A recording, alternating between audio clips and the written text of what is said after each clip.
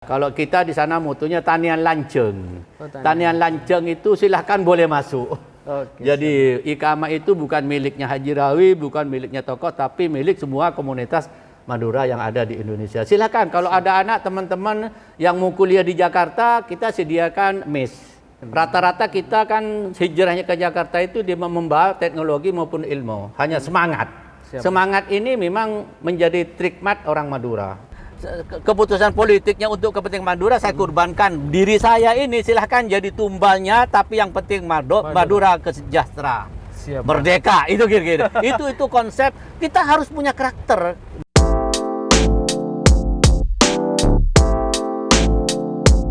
Assalamualaikum warahmatullahi wabarakatuh. Tretan Jawa Pos Radar Madura, kembali lagi bersama saya Franky Wirananda, tuan rumah Jawa Pos Radar Madura TV. Dalam program Madura Talk, kebetulan kali ini saya bertemu langsung dengan tokoh Madura, tokoh yang luar biasa. Beliau adalah Ketua Umum Ikatan Keluarga Madura atau IKAMA se-Indonesia, Barawi. Assalamualaikum Barawi. Assalamualaikum warahmatullahi wabarakatuh. Tretan Radar Madura, Barawi ini latar belakangnya seorang pengusaha, usahanya luar biasa, jejaringnya sangat luar biasa sekali, dan kemudian IKAMA ini mengabdi kepada masyarakat Madura. Salah satunya membangun sekolah, Gibah, membangun sekolah yang muridnya sudah hampir ribuan dan rata-rata dapat biaya dari IKAMA atau dibiayai oleh IKAMA. Bisa dijelaskan, IKAMA ini sebenarnya lahir tahun berapa, kemudian visi dan misinya IKAMA ini apa gitu, Ya, terima kasih Bang Franky. Siap, Yang pertama, IKAMA itu sebetulnya berangkat dari keinginan para sepuh dulu tahun 1974, karena komunitas Madura itu kan rata-rata perantauan, di mana para tokoh, para ulama yang tugas di Jakarta, salah satunya Almarhumullah Kiai Amin Imron, Kiai Sa'ad Samlan, Kiai Hasan Bisri, banyak tokoh-tokoh yang lain, mengumpulkan para santrinya dan teman-teman untuk melakukan silaturahim. Tradisi silaturahim itu dikemas dengan 3 kelompok. Kelompok pertama itu kelompok santri, yang disebut alumni berkumpul. Lalu pengusaha yang disebut kelompok belateran. Jadi ada tokoh-tokoh yang hijrah ke Jakarta tanpa ada yang membimbing sehingga kumpul, maka disebutlah tokoh belateran gitu loh. Lalu ada komunitas arisan. Arisan itu membaur. Ada kelompok santri melalui para kiai itu dengan tujuan silaturahim para alumni. Lalu tokoh-tokoh belateran yang dikenal dengan remuh toto. Lalu ada kumpulan arisan. Nah, dari 3 kelompok itulah para kiai itu menginisiasi untuk mendirikan sebuah lembaga yang bernama Ikatan Keluarga Madura. Nah, itu sebenarnya berangkat dari komunitas di Jakarta dulu, tidak kemana-mana. Tapi berapa pergantian dari para sepuh sampai terakhir kemarin Bapak Haji Asawae, Haji Matikram, terus Haji Abdul Aziz, Haji Nasir, banyak tokoh-tokoh yang jadi ketua itu memang lebih fokus kepada karakter masing-masing. Karena kalau kiai ini karakternya kepada pendidikan, sehingga simboliknya ya pertemuan pengajian pendidikan. Lalu tokoh belateran kayak almarhum Haji Matikram identiknya dengan kelompok belateran oto-oto remo kan gitu kan. Lalu ada kelompok pengusaha yang kebetulan pengusaha ini membaur, ya dikenal dengan arisan. Nah, kebetulan tahun 10 tahun yang lalu saya diminta oleh para tokoh untuk memimpin itu, melanjutkan para pejuang itu. Ya karena background saya organisasi dan lebih banyak mengakomodir pemuda, sehingga saya merubah mindset yang tadinya eksklusif menjadi lebih terbuka. Yang tadinya terlalu fanatik, ya kita boleh memikirkan hal-hal yang universal, yang pada akhirnya dengan kepemimpinan ini teman-teman kok tertarik gitu, baik yang di luar negeri maupun di Indonesia, sehingga banyak bergabung, sehingga kita di Indonesia hampir 12 cabang ya. 12 cabang 12 di Indonesia, di Kalimantan solid, pokoknya Sumatera banyak, terus Papua, semua ingin bergabung. Artinya hampir seluruh daerah hampir di seluruh daerah ada IKAMA. Ada. Tapi kita memang komunitasnya berbeda-beda. Kalau misalnya di Papua, Di Papua ini komunitas saya dia pangkas rambut, ya, terus pedagang makanan dan lain sebagainya. Kalau di daerah Batam dia banyak komunitasnya sama dengan Jakarta. Bahkan salah satu ketuanya itu komunitas yang memang dia ustadz, juga suka bermitra dengan teman-teman di Malaysia, kerjasama dan sebagainya. Ya seperti itu. Kalau di Kalimantan, pengusaha yang semua membaur, semua bermacam-macam kegiatan ekonomi yang ada di... Artinya kegiatan Iqamah tidak hanya sekedar untuk pendidikan, untuk ekonomi, semua lini... Semua kebutuhan masyarakat di Indonesia ini terakomodir. Salah satunya kalau di pendidikan kita ada Yayasan Darul Ma'arif Iqamah. Itu lebih fokus kepada pendidikan.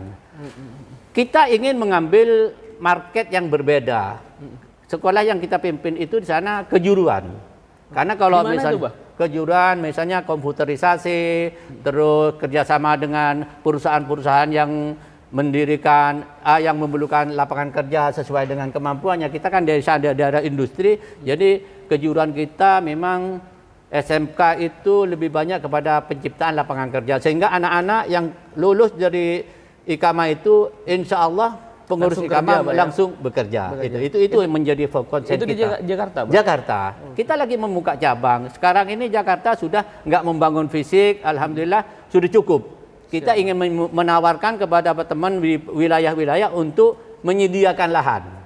Nanti lahannya ketua DPW atau tokoh-tokoh di wilayah itu Kalimantan, Sumatera, dan Papua. Nanti kami yang mendistribusikan misalnya pembangunan fisiknya dan sebagainya. Sehingga ada kerjasama yang baik, ada hubungan emosional antara pusat dengan daerah. Artinya Iqamah ini menjadi rumah besarnya masyarakat Madura yang ada di luar Madura gitu, Pak. Ya, kalau kita di sana mutunya tanian lanceng. Tanian lanceng itu silahkan boleh masuk. Jadi Iqamah itu bukan miliknya Haji Rawi, bukan miliknya tokoh, tapi milik semua komunitas Madura yang ada di Indonesia. Silakan kalau ada anak teman-teman yang mau kuliah di Jakarta, kita sediakan mes. Ada di sana semacam rumah singgah gitu. Ya, semacam rumah singgah sebelum mereka kos, misalnya ada yang ke UIN, ke UI dan sebagainya, sebelum mendapatkan ini dia boleh transit di kita, kami berfasilitasi. Semuanya alhamdulillah sudah hampir 20 tahun ini yang namanya tanian lanceng rumah besar itu dihinggahi oleh teman-teman. Termasuk misalkan ada masyarakat Madura yang menjadi korban kejahatan di Jakarta, terus kemudian terlantar di Jakarta, ini juga difasilitasi oleh Iqamah. Itu menjadi konsen utama kita. Kenapa mengatakan konsen utama? Karena mayoritas hijrahnya teman-teman dari Madura ke Jakarta ini kan spekulasi. Tidak membawa ke teknologi, tidak membawa finansial, apalagi pendidikan yang sangat terbatas. Nah, itulah sumber konflik. Sehingga kita tahun 2000 sampai 2000, hampir 10 tahun itu menangani kasusnya hampir 300 kasus yang menimpa komunitas Madura, baik memang kesalahan dari anggota kami maupun dari komunitas lain. Karena hampir seluruh keramaian yang di pasar, parkir, seluruh itu setiap keramaian pasti ada komunitas kita. Pasti ada orang Maduranya. Pasti, gitu? Udah pasti tidak ada. Jadi pasar Tanah Abang, pokoknya daerah rawan konflik itu pasti orang Madura. Pasti ada orang Madura. Artinya menjadi tim khusus karena di Iqamah itu ada saya ketua umum, ada ketua bidang organisasi, ada ketua bidang advokasi dan hukum, ada ketua seni budaya, semua ada bidangnya. Siap. Jadi artinya kita ini tidak hanya fokus kepada masalah pendidikan saja, semua kebutuhan sosial. Siap. Jadi ternyata Nadar Madura, utamanya masyarakat Madura yang ada di luar Madura, di Jakarta atau daerah-daerah lain, ketika ada persoalan apapun bisa ke rumah besar orang Madura, yaitu Ikatan Keluarga Madura. Ini basisnya ini di Jakarta. Selain di Jakarta, di mana lagi, Pak, yang paling banyak? Yang paling besar itu Jakarta sama Kalimantan Barat. Sama Kalimantan Barat, Pak, ya? Yang lainnya masih karena memang komunitasnya terbatas juga. Siap. Yang kedua memang teman-teman yang perantauan yang belum mandiri itu masih belum semangat untuk bergabung di Iqamah. Tetapi kita kemarin pada saat Rakernas hadir seluruh Indonesia setelah kasih saya motivasi bahwa inilah Iqamah, visi misinya ini dan tujuan utama kita ini, dan seluruh rakyat Madura yang ada di seluruh Indonesia silahkan kalau ke Jakarta ini rumahnya kalian. Maka dengan seperti itu hampir 3 bulan terakhir ini kita capek menerima ini. Tapi karena saya sudah ada tim, ada wakil saya, semua sesuai dengan bidangnya, alhamdulillah terpenuhi semuanya. Bah, misi besarnya IKAMA ini, Bah, apa, Bah? Apakah peningkatan sumber daya manusia serta peningkatan ekonomi atau apa, Bah? Ya, karena memang tujuan utama kita ini kan faktor perbaikan SDM. Rata-rata kita kan hijrahnya ke Jakarta itu dia membawa teknologi maupun ilmu, hanya semangat. Siap. Semangat ini memang menjadi trikmat orang Madura. Siap. Tanpa semangat, tanpa kerja yang jujur dengan bekal yang di latar belakangi pendidikan agama, tentu saja itu menjadi modal yang pokok. Maka visi misi ke depan bagaimana Madura itu bisa bersejajar dengan provinsi dengan Madura yang lain, maka dengan daerah yang lain, maka keinginan provinsi itu sangat kencang teman-teman pada rakernas itu. Tapi saya ingin mengingatkan faktor SDM, fasilitas dan infrastruktur menjadi perhatian utama karena kita di Madura ini kan baru 4 kabupaten, sedangkan peraturan undang-undang baru 5. Ya. Maka dari itu saya ingin mengatakan kepada tokoh yang lain yang ingin berjuang untuk menjadi Madura provinsi, yuk kita banyak mengevaluasi faktor SDM dan lain sebagainya sehingga kita tidak latah nantinya kita berkeinginan untuk menjadi provinsi, tadi faktor SDM, faktor kemampuan dan sebagainya itu harus menjadi persyaratan utama. Siap. Bah, IKAMA ini kan tidak hanya di Indonesia, Bah, ada di luar negeri, Bah. Kegiatan-kegiatan di luar negeri apa saja, Bah? Terus kemudian yang paling banyak nih, Bah, di negara apa saja, Bah? Ya, kita di Malaysia itu sangat besar karena di Malaysia itu kan banyak buruh ya. Kita memang lebih banyak advokasi, terus ada komunikasi. Kalau seperti di Timur Tengah kan memang kita tahulah komoditas kita di Arab Saudi itu lebih banyak ke pembimbingan dan sebagainya. Tapi banyak sekarang pengusaha-pengusaha lokal melayani teman-teman kita yang melaksanakan umroh dan haji. Dan ini kita sudah ada jaringan yang cukup kuat. Tapi yang sangat penting bagaimana rasa memiliki organisasi itu dulu. Kita ingin membangun itu. Sementara ini masih eksklusif dengan kelompoknya yang disebut alumni Pondok Pesantren ini sekarang masih melekat di situ. Ayo kita bangun rumah besar yang nama IKAMA itu harus dimiliki kita semua. Dari mana? Dari kita dan untuk kita gitu. Jadi tidak bisa lagi kita terlalu menganggap karena kita udah sukses lalu mau membangun kelompoknya, itu satu kegagalan. Siap. Bah, terkait TKI yang ada di Arab Saudi misalnya, ketika ada persoalan hukum di sana, persoalan dengan majikannya dan segala macam, apa peran IKAMA, Bah, dalam IKAMA sudah membentuk lembaga advokasi, lembaga bantuan hukum. Dan ini kita sudah mensosialisasikan kepada semua mereka agar ketergantungannya itu tidak hanya pada komunitas tertentu, kita harus membangun. Dan IKAMA ini memfasilitasi dengan Kementerian Luar Negeri, dengan konjen dan sebagainya. Ini penting supaya rasa memiliki dulu. Karena kalau kita tidak mendapatkan informasi dari masyarakat itu yang bersangkutan, kan kita nggak tahu. Jadi jaringan itulah insya Allah apa yang kita bangun sistem ini akan bermanfaat semua. Yang penting kata kuncinya adalah satu, bagaimana organisasi ini menjadi rumah besar kita. Seluruh kebutuhan sosial, politik, budaya termasuk ekonomi menjadi filter kita. Caranya ini sebagainya. Karena sekarang ini sudah tidak bisa lagi menggunakan manual. Dengan teknologi yang canggih, kita harus menyesuaikan dengan perkembangan pasar itu. Apalagi sekarang dengan pandemik, Arab Saudi sudah tidak menunda penerimaan kita. Nah, itu kita kan mereka kan butuh makan, butuh bekerja. Dan mereka juga banyak aset-aset yang mereka nganggur dan sebagainya karena tidak bisa jalan. Tapi kalau dia membangun seperti yang konsep IKAMA ada ketua bidang ekonomi, kita bisa bekerja dengan pemerintah bidang UMKM, terus bisa melaksanakan apa, termasuk IKAMA yang akan mendirikan balai latihan kerja di daerah-daerah termasuk di Bangkalan ini. Karena saya ingin mengatakan orang Madura hijrah ke Jakarta ini bukan hanya membekal semangat dan sebagainya, harus berbekal dengan kemampuan teknologi yang kita berikan pelatihan di sini. Karena rata-rata hampir 80% yang hijrah itu lulusan pondok pesantren. Dia kalau soal kitab kuning sudah jangan ditanya. Tapi kalau sudah beragam besi tua, apalagi dengan Pak Taufik ini bisa menggunakan teknologi IT dan sebagainya kan sudah. Nah, kita ini butuh peningkatan. Butuh peningkatan SDM. Faktor utama yang harus menjadi konsen IKAMA itu bagaimana SDM ke depan ini menyesuaikan dengan perkembangan zaman. Tidak boleh fanatik. Oke, sekarang zamannya Haji Rawi, seluruh pengusaha itu masih bisa. Karena masih ada kekuatan emosional, jaringan dengan industri masih bisa. Tapi ke depan sudah nggak bisa lagi. Sudah generasi muda. Generasi muda. Karena pabrik dulu menghormati faktor tokoh. Udahlah, saya pabrik ini asal semuanya barangnya dikasih si toko ini, insya Allah aman. Jadi karena ada sering muncul trikmat orang Madura itu kalau sudah dipercaya oleh komunitas tertentu, begitu gudangnya dipercaya, dijaga, itu sudah merasa pemilik misalnya Pak Taufik yang punya itu bukan milik Pak Taufik, ini punya saya gitu loh. Dia tanggung jawab moralnya terhadap luar biasa. Itu kira makanya kalau Mbak Susi semua datang ke pabrik-pabrik itu aja, ini siapa? Oh, ini gudangnya Pak Haji Hamad, bu gudangnya Pak Mbak Susi gitu. Jadi itu loh orang Madura merasa tanggung jawab moralnya sangat besar itu. Nah, kita akan mau rubah pola itu. Tanggung jawab besar itu makanya dipercaya oleh dipercaya. Orang, tapi kita ini kan faktor ketokohan, faktor seseorang. Tapi kalau dia punya kemampuan teknologi, punya jaringan yang kuat, sehingga orang itu menghormati bukan faktor ketokohannya, karena kemampuan pola berpikir, dan sebagainya, sehingga ke depan itu, insya Allah bisa tidak ada orang bermitra dengan orang Madura ini karena faktor tokoh, faktor takut, tapi karena kemampuan saling menguntungkan gitu kira. Apalagi faktor ketokohan, faktor kemampuan, ini tambah bagus. Wah, itu tambah bagus. Makanya yang penting kita harus berani membangun karakter. Siap.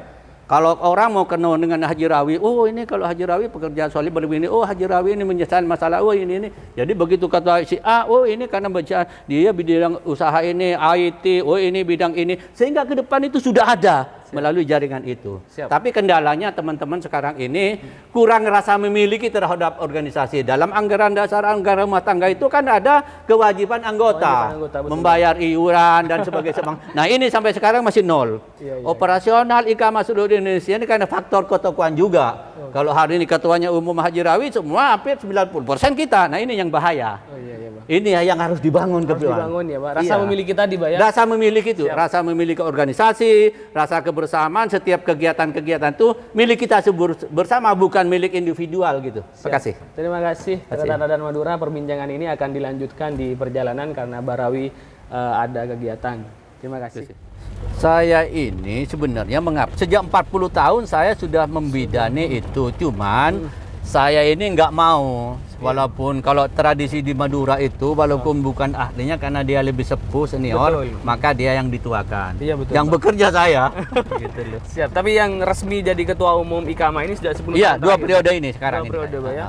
Apa saja yang sudah dilakukan oleh Iqamah, terus kemudian pengabdian kepada masyarakat Madura khususnya, Pak, yang paling konkret apa yang dilakukan, Pak? Jangka pendek yang sedang tren ya sekarang ya, masalah pandemik.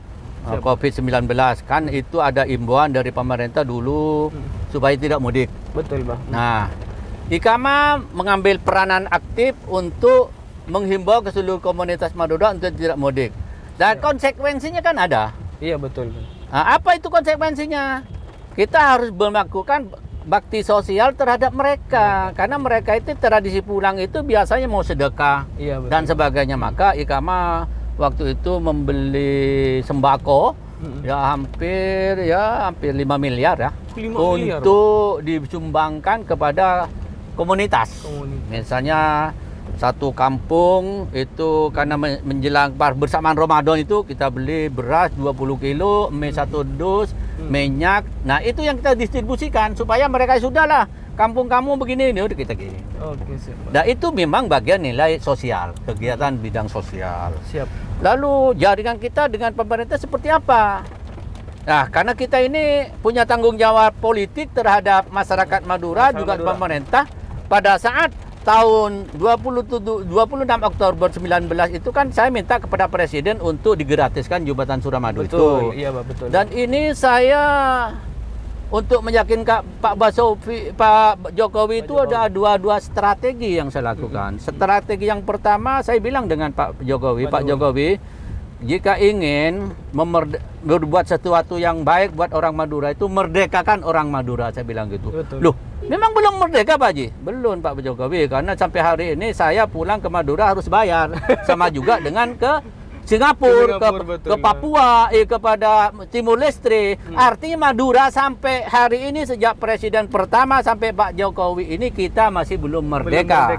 Belum seutuhnya merdeka. Belum seutuhnya merdeka, karena kita bayar. Iya, betul, Bang. Loh, jadi bagaimana Pak Rawi? Ya, kalau Pak Jokowi ingin mendapatkan simpati publik supaya dikenang oleh komunitas Madura, merdekakan orang Madura itu. Caranya bebaskan Jembatan Suramadu, baru orang Madura itu merasa merdeka. Sampai kapanpun orang akan mengenang Pak Jokowi bahwa Madura baru merdeka setelah Pak Jokowi. Nah, ini penting saya sampaikan. Dan tersenyum beliau. Akhirnya dia panggil Pak Tikno, Seknek, terus Pas Pampres, terus telepon Menteri PU, Pak. Ya nanti Pak Haji saya minta 1 minggu saya hitung katanya. Ternyata setelah dapat masukan dari Menteri PU, para menterinya, beliau mengatakan sudah Pak Haji sudah layak dibebaskan karena memang utang kita ke Cina sudah selesai karena memang menggunakan APBD, APBN, APBD. Bintang tengahnya Cina utang, tapi yang lain APBN. Artinya Madura sudah ikut andil membangun itu, tapi masih belum dimerdekakan. Ketawa dia. Iya. Jadi ternyata Raden Madura Barawi ini rupanya bukan hanya pengusaha ulung, tapi juga lobby-lobby ulung ya. Bisa membujuk Pak Jokowi dan para menteri yang lain, kemudian jembatan Suramadu digratiskan, dan ini sangat bermanfaat sekali bagi masyarakat Madura karena sampai saat ini masyarakat Madura bisa menikmati fasilitas itu dengan gratis gitu. Ya, memang tantangannya luar biasa, Bung Franky. Kenapa? Kan teman-teman ini di komunitas Madura 4 kabupaten ini kan fanatik, eksklusif yang saya maksud tadi dengan kelompok tokoh tertentu. Betul. Tapi saya demi kesejahteraan masyarakat Madura dan keputusan politiknya untuk kepentingan Madura, saya kurbankan diri saya ini. Silahkan jadi tumbalnya, tapi yang penting Madura sejahtera. Merdeka, itu kira-kira. itu konsep. Kita harus punya karakter. Belok kiri ya, Be. Kita harus punya karakter kepada siapapun untuk mengatasi apapun dengan segala resikonya. Itu tokoh harus melakukan itu. Contohnya saya dimusuhin, dicaci maki. Saya lebih baik Pak Haji bayar daripada saya begini-begini, katanya. Sudahlah, saya diem aja. Kamu akan begini-begini. Orang udah tahu kan semua kabupaten kita suka dengan tokoh ABC, ya sudah. Tapi kan kita spekulasi itu boleh, tapi tidak boleh tidak boleh macam-macam segala resiko yang tinggi. Ini yang sudah positif di depan mata, kesejahteraan masyarakat ini sampai hari ini belum terlayani, dan pemerintah sampai hari ini sudah melanggar Undang-Undang Dasar 45 pasal ini. Negara wajib memfasilitasi rakyatnya yang namanya akses jalan. Sampai hari ini nggak ada.